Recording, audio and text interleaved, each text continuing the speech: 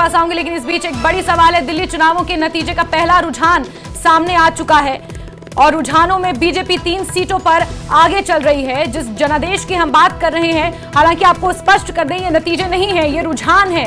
जैसे जैसे काउंटिंग बढ़ेगी ये रुझान नतीजों में तब्दील होंगे, लेकिन ये पहला रुझान है, यानी कि काउंटिंग में कौन आगे चल रहा है, कौन लीड ले रहा है तो कौन ट्रेल कर रहा है, ये अभी रुझानों में स्पष्ट होगा। कौन जीत रहा है ये दोपहर के बाद ही क्लियर हो पाएगा, जैसे जैसे गिनती आगे बढ़ेगी।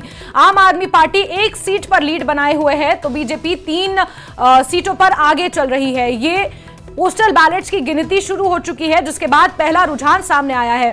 दिल्ली का पहला रुझान बीजेपी के पक्ष में जाते हुए नजर आ रहा है।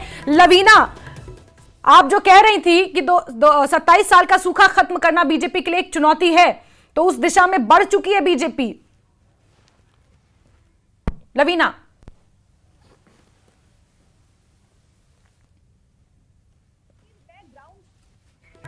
चलिए लवीना, सब आपकी आवाज नहीं मुझ तक पहुंच रही है। चिराग सेठी जी, आप बता दीजिए, पहला रुझान आया है और 3 सीटों पर बीजेपी लीड बनाती हुई नजर आ रही है। हालांकि ये सिर्फ रुझान है, अभी बदल सकते हैं, दे मे वेरी।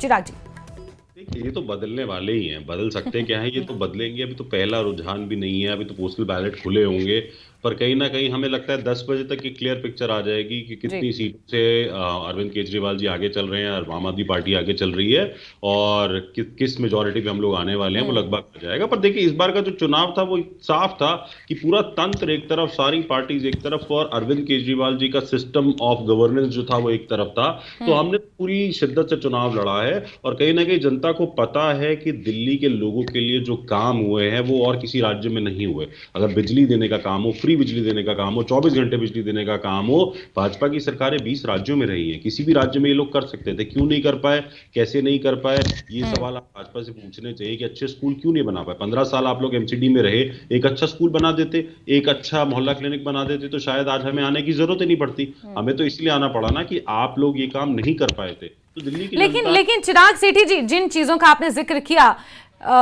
शिक्षा और स्वास्थ्य का, इसको लेकर मैं आपके पास आऊंगी चिराग जी, लेकिन क्योंकि रुझान आ रहे हैं और मेरे सहयोगी क्योंकि काउंटिंग सेंटर्स पर मौजूद हैं तो उनके पास जाना भी जरूरी है। लवीना, पहला जो रुझान आया है, 4 सीटों पर बीजेपी आगे चल रही है।